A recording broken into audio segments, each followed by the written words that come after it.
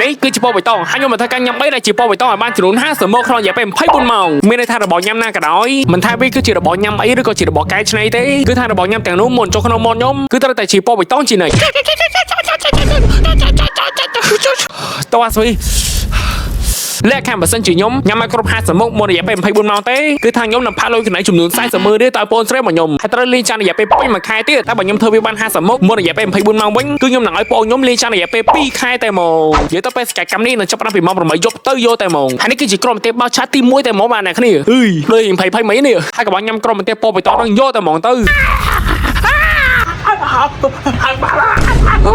ៅគាត់ញ៉ាំក្រុមទេ Microsoft ហើយមើលឡើងបាញ់យើងចូលវិញខ្លួនក្រោយពីនោះមកក៏បានទៅបើទូរកករមើលរបស់ញ៉ាំពោបៃតងទៀតស្រាប់តែក៏បានឃើញរបស់ញ៉ាំពោបៃតងផ្សេងៗដល់ទៅ3មុខឯណោះដល់ចង់ខាប់ពេកច្រើនទេខ្ញុំក៏បានកាន់របស់ទាំង3ហ្នឹងចេញមកញ៉ាំយកតែហ្មងទៅ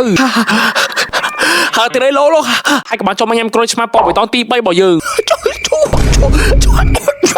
ងរួចក៏ញ៉ាំផ្លែប៉ុំពោបៃតងទី4របស់យើងនិយាយទៅរសជាតិវាគឺជូរអែមអ្នកគ្នាក្រោយពីនោះមកក៏បានធ្វើការទៅក្រៅស្វែងរករបស់ញ៉ាំពោបៃតងទៀតហើយស្មាននៅទីគឺថាមក9យប់អីពេលនោះក៏បានទៅរកទល់លក់របស់ញ៉ាំមួយរួចក៏បានឃើញចំហុយពោបៃតងនំពោបៃតងនិងស្ករគ្រាប់បៀមពោបៃតងមួយទៀតហើយក៏បានកាន់ស្ករគ្រាប់ពោបៃតងមួយនេះលិតឡើងទៅដល់ទី5ញ៉ាំចំហុយពោបៃតងនេះមួយទៀតឡើងទៅដល់ទី6ក៏ដូចជានំពោបៃតងមួយនេះឡើងទៅដល់ទី7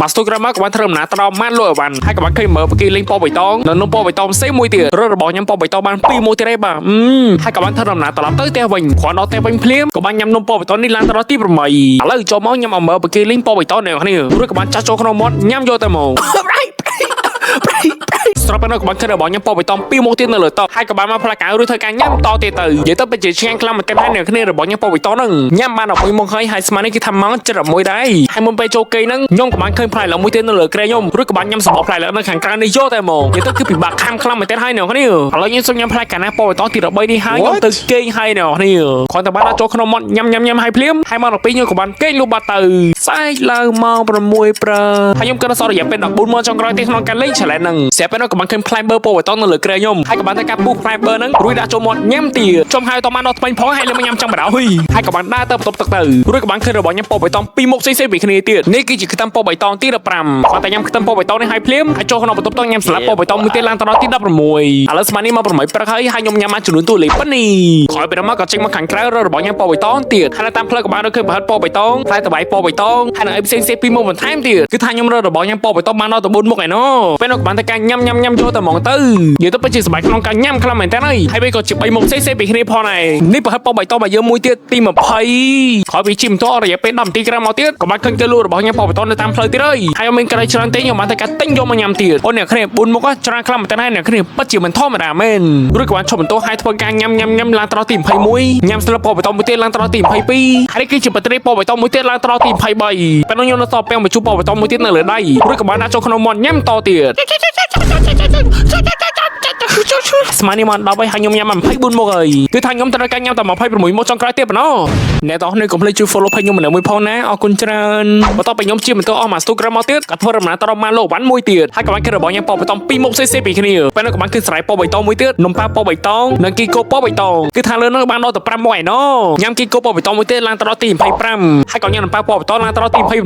យាយទៅក្នុងថនខ្ញុំគឺនៅសល់3មុខទៀតដល់ទីក្រោយមកគឺថាខ្ញុំបានទៅដល់ម៉ានស៊ីមួយទៀតហើយក៏បានចូលក្នុងម៉ាននឹងរត់តទៀតពេលនោះគឺថាខ្ញុំបានឃើញរបស់ញ៉ាំពោបៃតងជាបន្តទៀតគឺថាបាន3មុខផ្សេងៗពីគ្នាពោបៃតង6មុខអ្នកគ្នាលើនេះឡើងដល់6មុខមកពោបៃតងហើយក៏បានតែការញ៉ាំយកតែហ្មងនេះញ៉ាំមកនឹងគ្នាពោបៃតងនេះឆ្ងាញ់ណាគឺថាខ្ញុំញ៉ាំបាន21មុខហើយហើយនៅសល់ពោបៃតង3មុខចុងក្រោយនៅលើតុពេលនោះក៏បានតែការញ៉ាំស្ករស៊ូឡើងដល់ទី30ចំណែកពោបៃតង2មុខចុងក្រោយទៀតខ្ញុំក៏បានតែការបញ្ចប់យកតែហ្មងបើមិនវិញគឺថាមក12ថ្ងៃត្រង់ហើយខ្ញុំនៅបន្តរករបស់ញ៉ាំពោបៃតងនៅក្នុងសាទៅនៅវិញម្ដងចូលមកនៅក្នុងសាទៅនៅវិញខ្ញុំត្រូវការញ៉ាំរបស់ពោបៃតងតែ18មុខចុងក្រោយទៀតប៉ុណ្ណោះបើឆាក់មកគឺថាបានឃើញវ៉ាសាប៊ីមុនគេតែហ្មងហើយក៏បានឃើញស៊ូស៊ី2មុខទៀតនៅកន្លែងហ្នឹងទឹកជ្រោះវ៉ាសាប៊ីនេះមកទឹកវ៉ាសាប៊ីហើយក៏បានដាក់ចូលក្នុងមាត់ញ៉ាំយកតែហ្មងទឹកវ៉ាសាប៊ី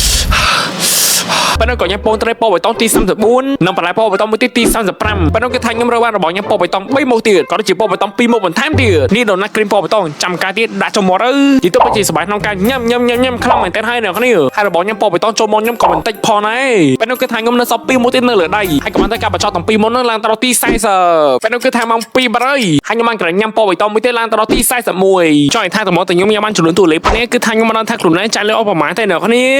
និយាយទៅខ្ញុំត្រូវការញ៉ាំរបស់ពោបៃត តតែមុនមកចុងក្រោយទៀតប៉ុណ្ណោះពេលនោះតែមកតែគាត់ឈូសពណ៌បៃតងនៅតាមផ្លូវហើយក៏ធ្វើការញ៉ាំនៅតាមផ្លូវនឹងទៀតស្រាប់ពេលនោះគឺថាខ្ញុំរករបស់ញ៉ាំពណ៌បៃតងបាន3ម៉ោងផ្សេងៗពីគ្នាទៀតហើយព្រោះក៏បានថាការញ៉ាំពណ៌បៃតងទាំងពីរម៉ូតនេះចូលគ្នាយកតែហ្មងហើយខ្ញុំគិតថាសំមីពណ៌បៃតងចុងក្រោយមួយទៀតនៅលើដៃពេលនោះក៏បានដាក់ចូលក្នុងមាត់ញ៉ាំទៀតរឹកមែន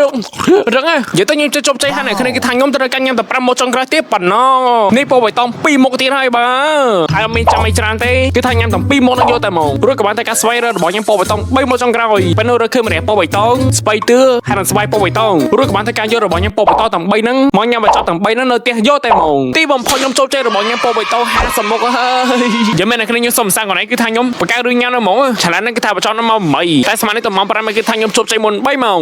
លេងចាយ2ខែលេងចាយ2ខែហើយខ្ញុំដឹងសងសឹកអីអូខេឥឡូវចាំមើលលើក្រោយចាំមើលសងសឹកបានអត់វីដេអូយើងក៏បានបញ្ចប់ត្រឹមហ្នឹងបាយ